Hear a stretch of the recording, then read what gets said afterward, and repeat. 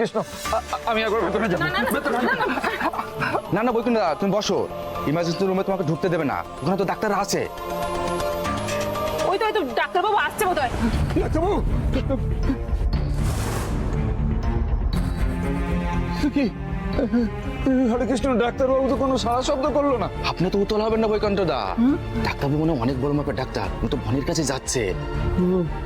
ভালো হয়ে যাবে, ভালো হয়ে যাবে। হ্যাঁ। তাই যেন হয়। হরে কৃষ্ণ, আমার ছেলেটাকে বাঁচাও। হরে কৃষ্ণ, আমার ছেলেটাকে রক্ষে কর।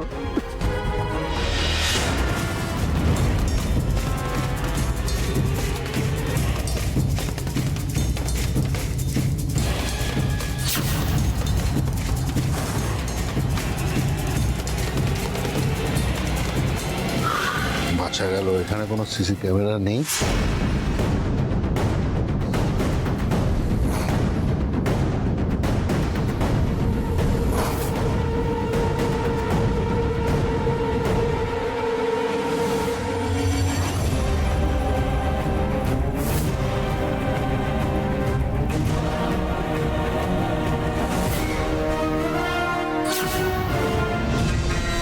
বাবা, তুমি বেঁচে গেলে তো আমি সোহাগকে ফাঁসাতে পারবো না, তাই তোমাকে তো মরতেই হবে।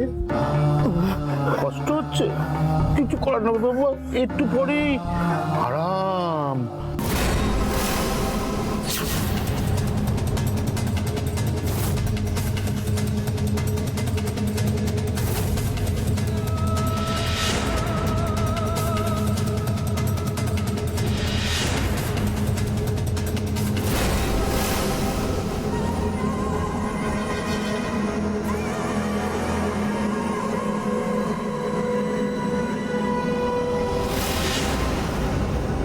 দাদা দাদা আপনি বসুন, দাদা আপনি বসুন। ছাড়ো তো তোমরা আমাকে, আমি তোমাদের কোনো কথা শুনবো না। হরে কৃষ্ণ, তখন থেকে একজন ডাক্তার দেখছে আর একজন বড় ডাক্তার ঢুকলো, কেউ কিছু করছে না ছেলেটাকে নিয়ে। আর শোনো, আমি ভেতরে যাবো। হরে কৃষ্ণ, না না না, আপনি ভেতরে যাবেন না, আপনাকে ভেতরে ঢুকতে দেবে না। কিন্তু ভারী মুশকিল হলো। আরে শোনো না, আরে হরে কৃষ্ণ, আরে একজন বড় ডাক্তার ঢুকেছে, এইখানে কি করছে আমার ছেলেটাকে নিয়ে? এই হাসপাতালে হবে না। হরে কৃষ্ণ, আমি ওকে শহরে নিয়ে যাবো। তাই তোমরা গাড়ির ব্যবস্থা করো, যাও। ঠিক আছে, আপনি বসুন বৈকুণ্ঠ দা, আমরা দেখছি, গাড়ির ব্যবস্থা করছি আমরা। এই দেখো দেন, গাড়ির ব্যবস্থা করে দেখেন। হ্যাঁ হ্যাঁ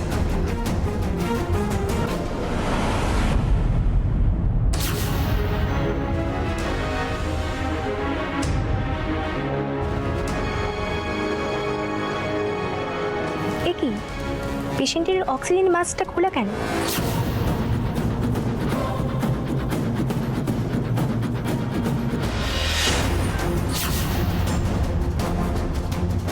পেশেন্ট তো এক্সপায়ার করেছেন।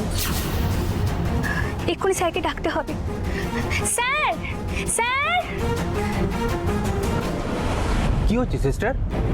পেশেন্ট পেশেন্ট এক্সপায়ার করেছেন। এক্সপায়ার করেছে? হ্যাঁ। কি বলছো?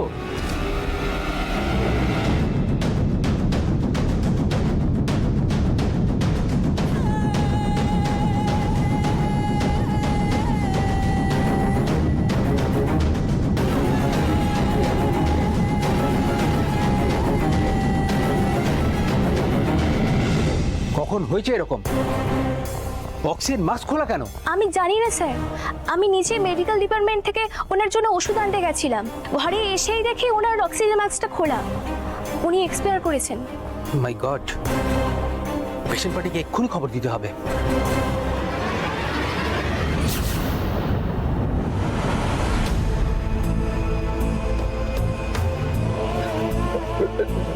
তো হরে কৃষ্ণ, আমার ছেলে কেমন আছে? I am sorry. কি বলছি তো, কি বলছেন হরে কৃষ্ণ? বলুন, আমার ছেলে বেঁচে আছে তো? হরে কৃষ্ণ, আপনি বলুন, বেঁচে আছে? কি ছেলে বেঁচে নেই? বনি, বনি, বনি,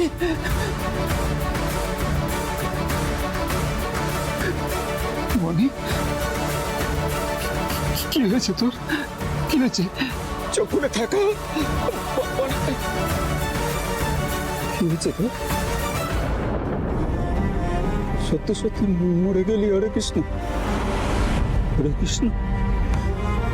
বনি, তোর বুড়ো বাপ এখনো বেঁচে রয়েছে, তাকে ছেড়ে তুই যেতে পারিস না। কিন্তু তুই তো যেতে চাসনি, তোকে জোর করে পাঠিয়ে দেওয়া হয়েছে। তোকে পাঠিয়ে দিয়েছে ওই মেয়েটাই, গোপালের মেয়েটা। ও তোর প্রাণটা কেড়ে নিয়েছে। ততক্ষণ পর্যন্ত আমি না ওর প্রাণটা কেড়ে নিতে পারছি, ততক্ষণ পর্যন্ত আমি শান্তি পাবো না। হরে কৃষ্ণ, শান্তি।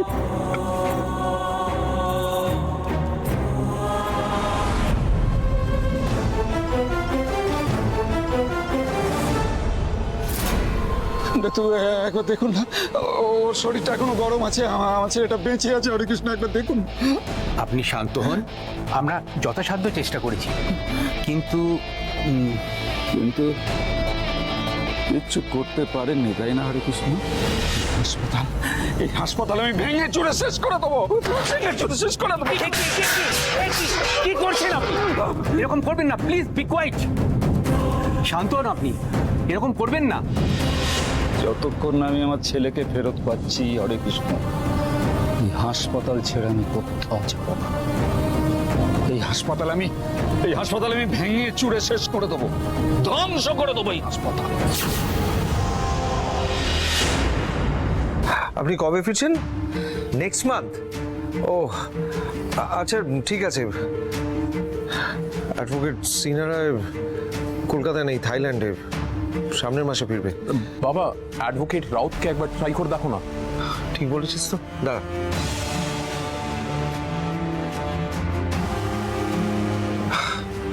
Line busy. বৃথাই চেষ্টা করছো। দেখো, যতই উকিল ব্যারিস্টার করো না কেন, সোহাগকে বাঁচানো না সম্ভব নয়, ওকে বাঁচানোটা ইম্পসিবল। সূর্য মল্লিকের ডিকশনারিতে ইম্পসিবল শব্দ এক্সিস্ট করে না মম। সো তুমি যতই চাও যে সোহাগ জেলে পচে মরুক, সেই ইচ্ছে আমি তোমার পূরণ হতে দেব না। ও রিয়েলি? তাহলে তুমি কি করবে?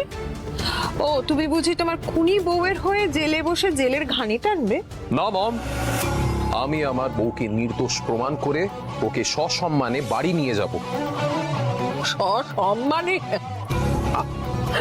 সোহাগের দৌলতে তোমার বাংলাটা বেশ ভালো হয়েছে সূর্য। যাক, শেষ পর্যন্ত তুমি সোহাগকে একটা ক্রেডিট দিলে। বাবা, একবার অ্যাডভোকেট রাউতকে কল করে দেখো না। হ্যাঁ, করছি। স্যার, সর্বনাশ হয়ে গেছে স্যার, সর্বনাশ হয়ে গেছে। আমাদের গ্রাম প্রধানের ছেলে মারা গেছে।